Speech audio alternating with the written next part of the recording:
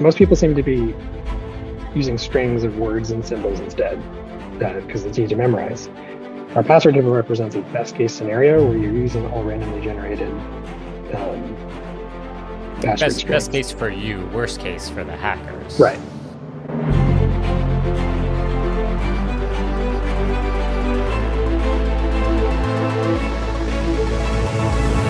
Hello, everyone, and welcome to another great episode of Hive Live. I'm Alex Netty, and I'm glad you've joined us today for our video deep dive of the 2024 release of our password table.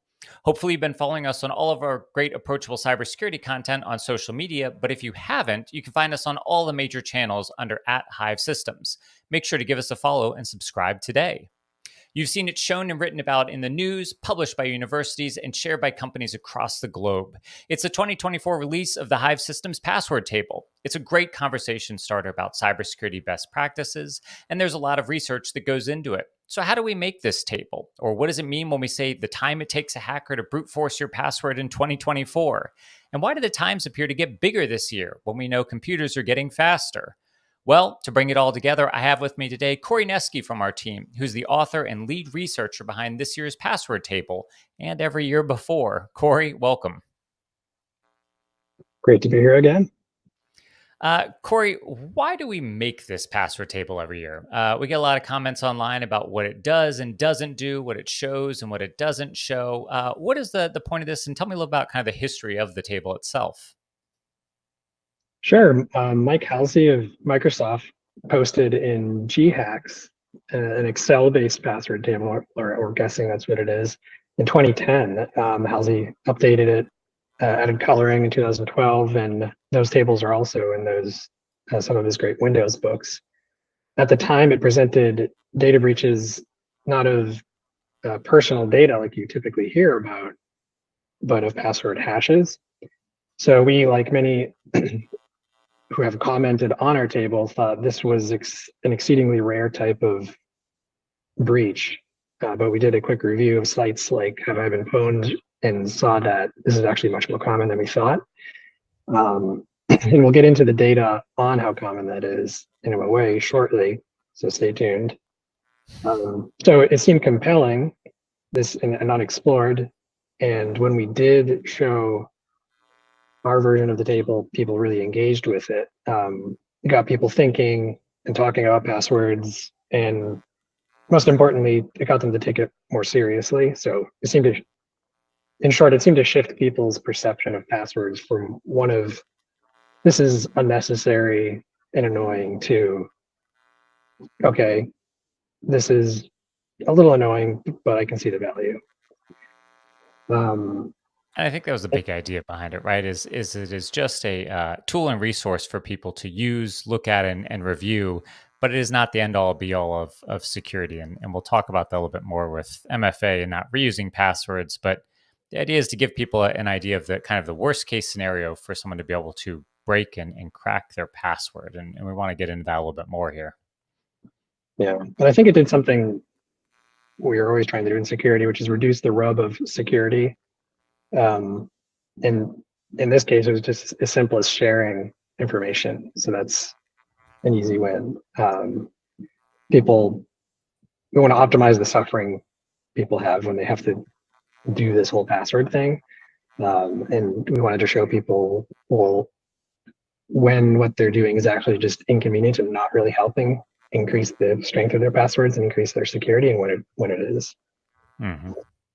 So in this new table that we made originally, we based it on newer cracking hardware. We assumed password hashes had an algorithm that most breach sites appeared to have, and we assumed a character set that more closely aligns to the one that people are forced to use when they make passwords. It ends up being more limited than I think the original table showed.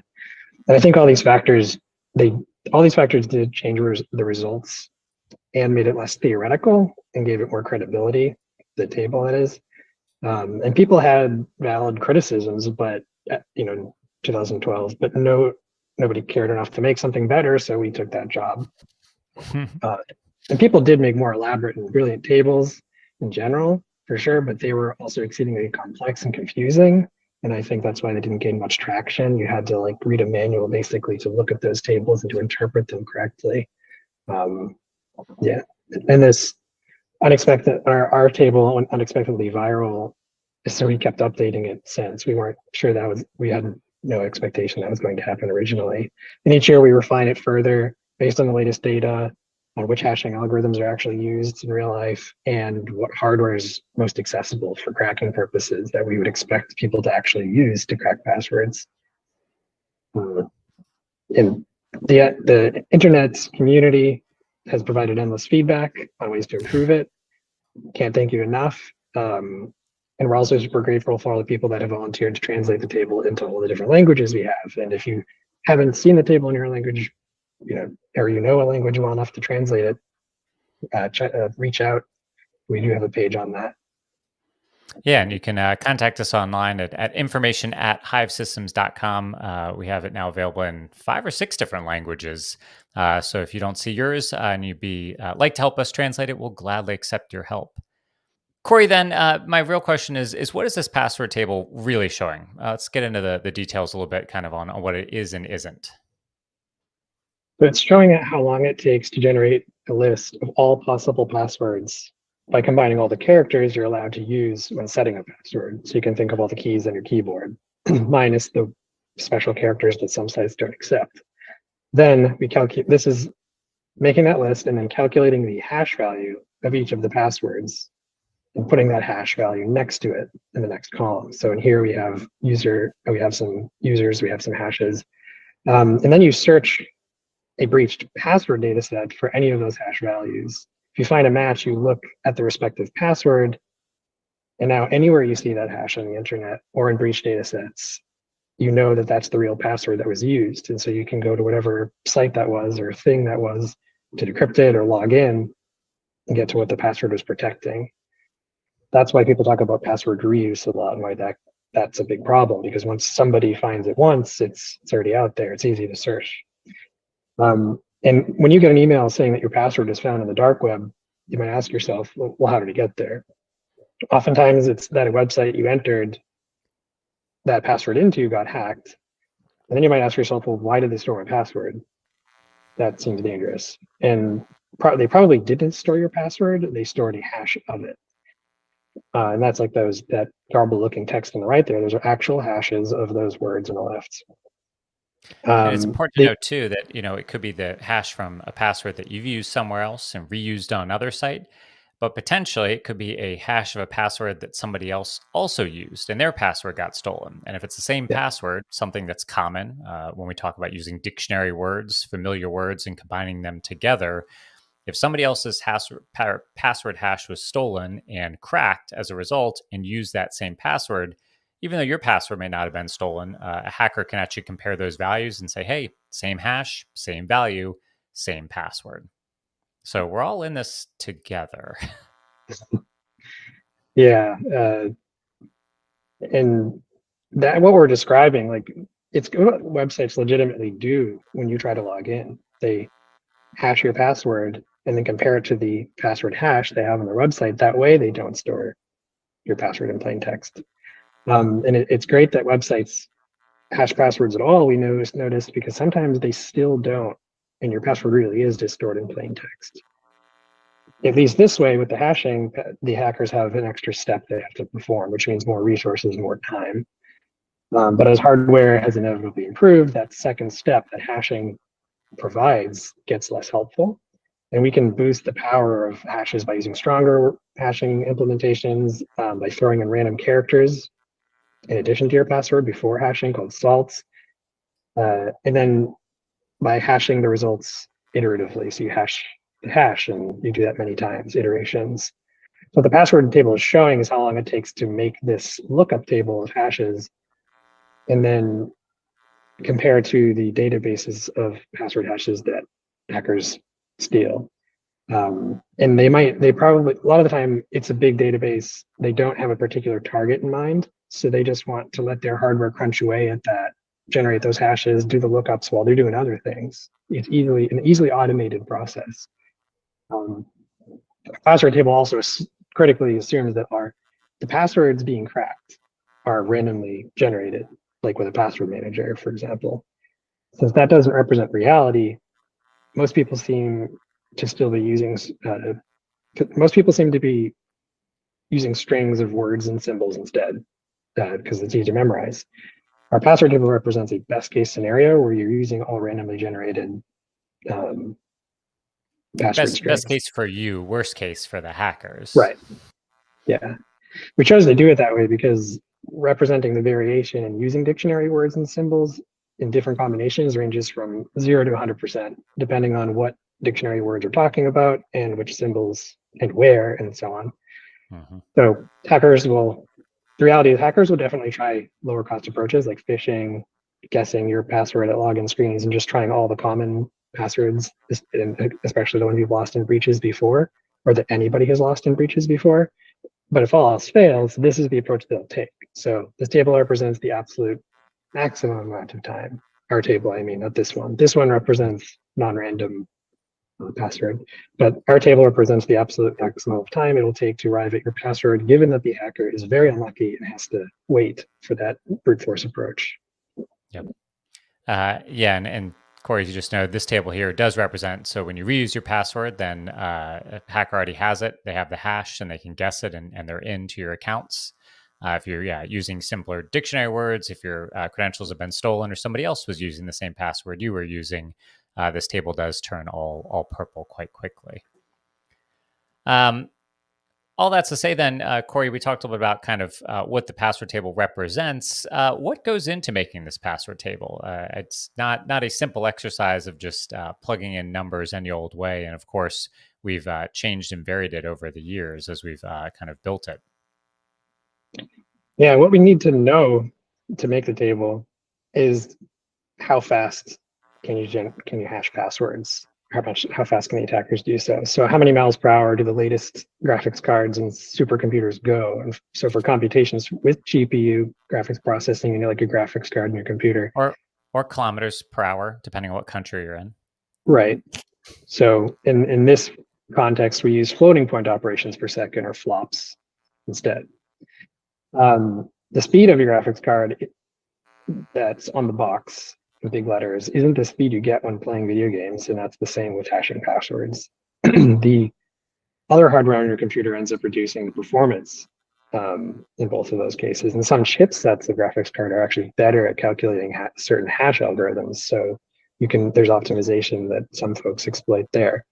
We also know that there are new hashing algorithms that are made for security, and they were built to actually slow down that process. And those are the stronger hashes you hear about.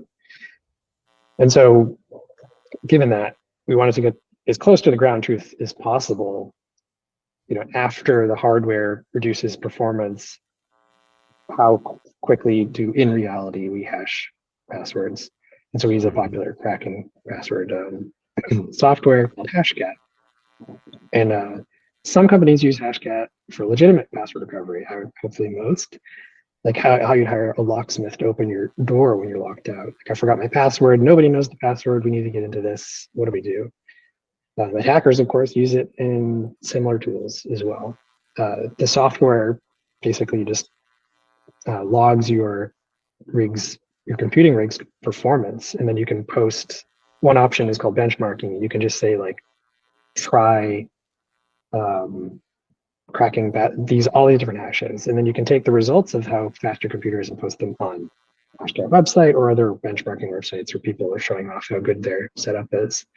So we looked at these in years past, these kind of public benchmarks, but if increasingly run our own benchmarks and check the community benchmarks just as a sanity check to see like, are we way off because we did not optimize something.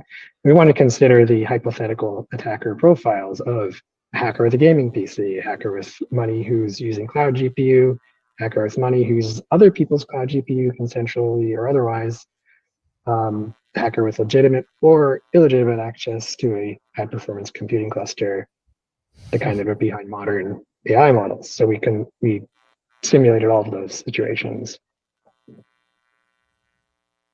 And this is important because in all of this, it does lead to really the next question I've got for you, which is how do we make this year's password table? And I think we've done some things in the past, and this does lead to a question we've received a lot on social media, which is, why do the times appear to have gone up this year compared to down like in years prior? Yeah, we switched from MD5 to bcrypt. And that's simply because we rode the wave of available data to pick a hash algorithm for our primary password table. We have other ones in there, but the one that you'll see with the most publicity is the this year is bcrypt. Most of the confirmed password hash data breaches on Have I Been Pwned were bcrypt hashes. In terms of the number of credentials breached, that so that this the number of credentials, regardless of the source, in as of so historically up to 2024. If you pull together all those breach passwords, most of 2023's by quantity were actually plain text, which is scary. That big blue block you can see there on the right. But what most people probably care about more for a graph is which hashing algorithm is used on most websites, because we don't usually create more than one account on a particular website. We create one account across many website services. Plus the results on the plot before get skewed by low security websites with tons of throwaway accounts where we probably don't put that much effort into our passwords anyway, and they don't put much effort into the security. So here we show we have the count of whole password data sets breached, colored by the hash type. So MD5 reigned supreme for a decade, but as the most common in the breach sets, but bcrypt was began to get very close in 2020 and 2021, and now has stolen the lead in 2023. And again, so far in 2024, bcrypt is in the lead. So we switched to bcrypt, and in doing so, resulted in crack times for, we have this table showing the 8-character passwords on various types of hardware to change from mostly minutes with MD, so from MD5 it was mostly minutes to crack with different hardware, but with bcrypt it's mostly years. And I think this is important because a lot of the questions we had got over the years and in past years when we're using MD5 is no one uses MD5. And the research says otherwise, that for many years, many websites were still using MD5, likely due to a lack of education about password security. At the end of the day, it does technically work. It does technically hash your password. But for some people who might be using outdated libraries or don't even know what password hashing algorithm is being used, it's problematic. The same is said for this year's table with bcrypt. There's different work values that can be associated with bcrypt, and you can, of course, and should use higher work values to slow down hashing times that are taken. The problem, again, is that people are resulting in leveraging generally default settings or reducing those settings further in the name of speed and efficiency.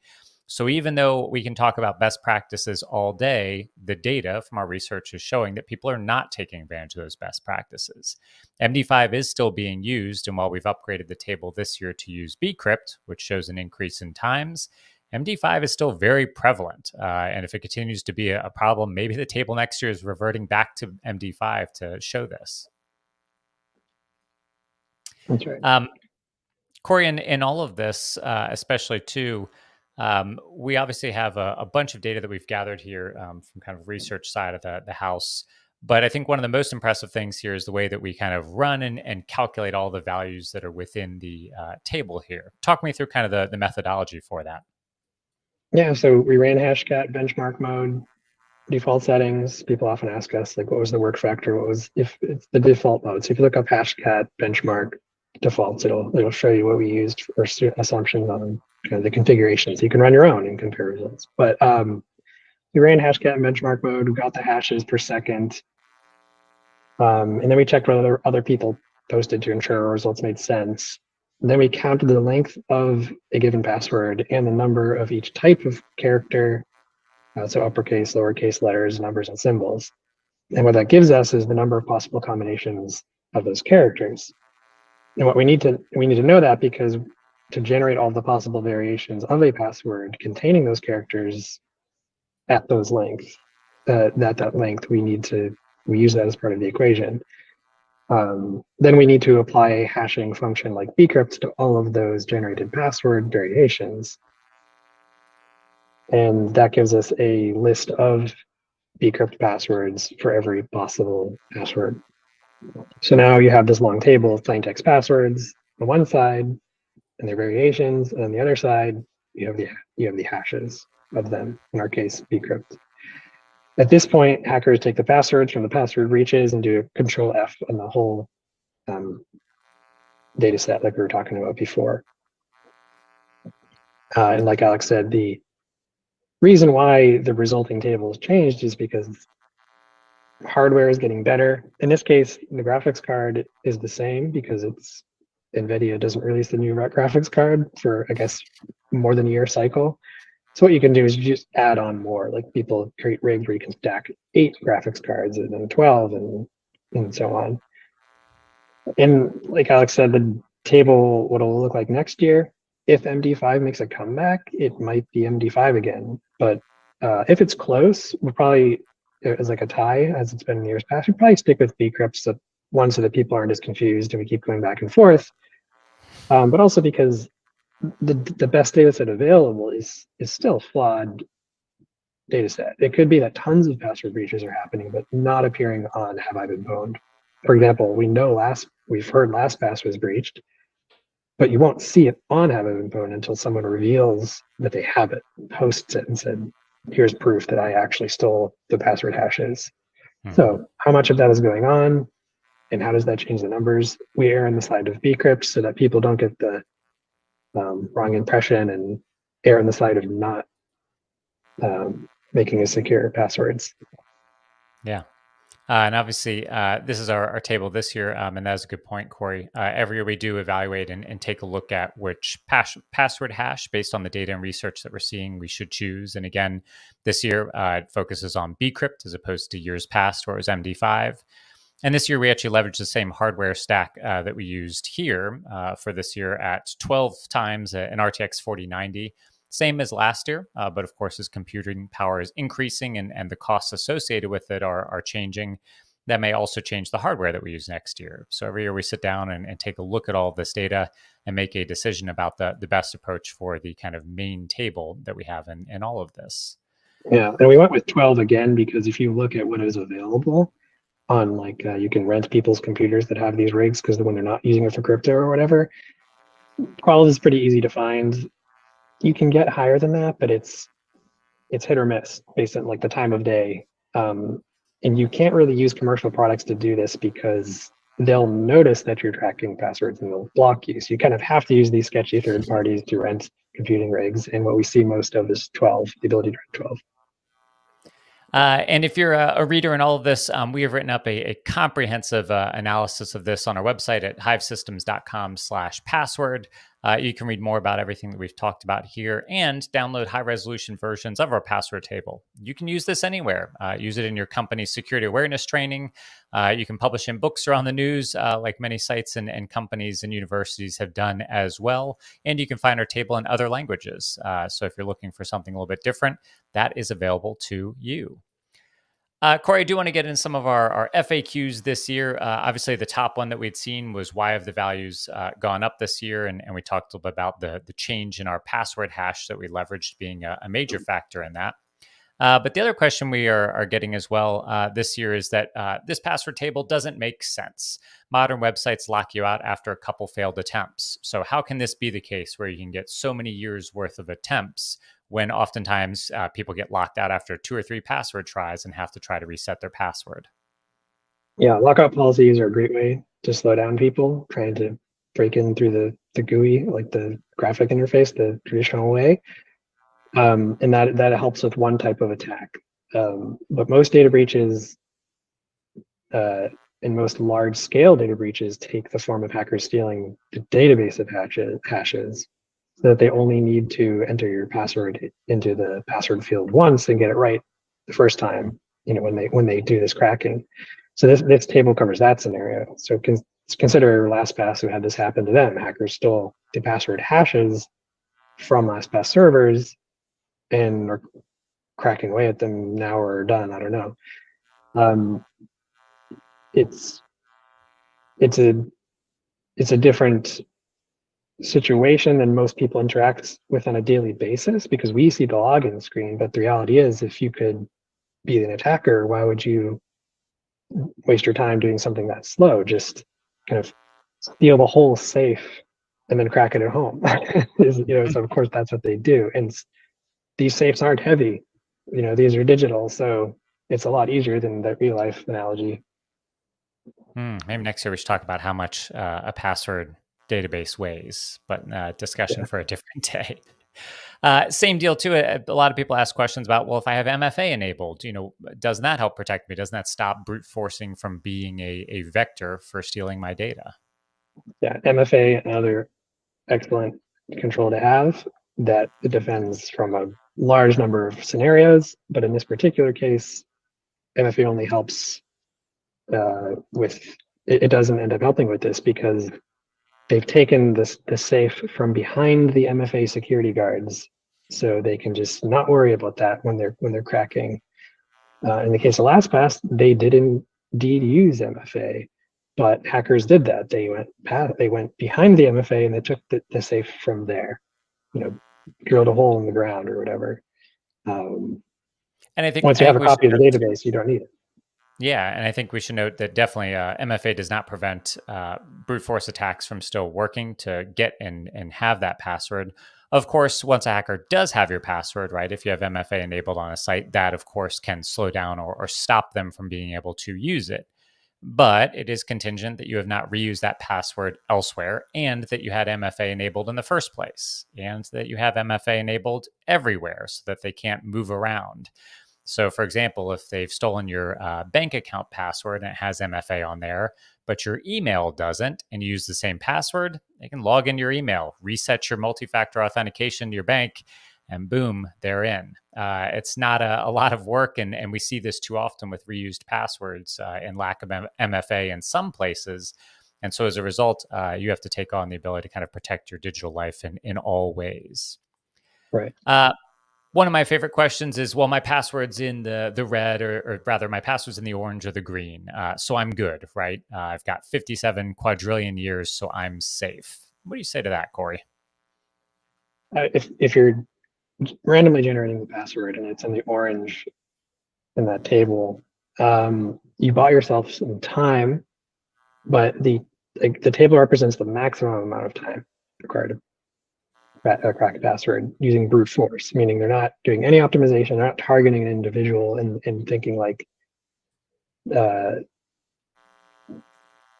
not optimizing in any way. They're just saying, just try everything, try all the different passwords that we can generate.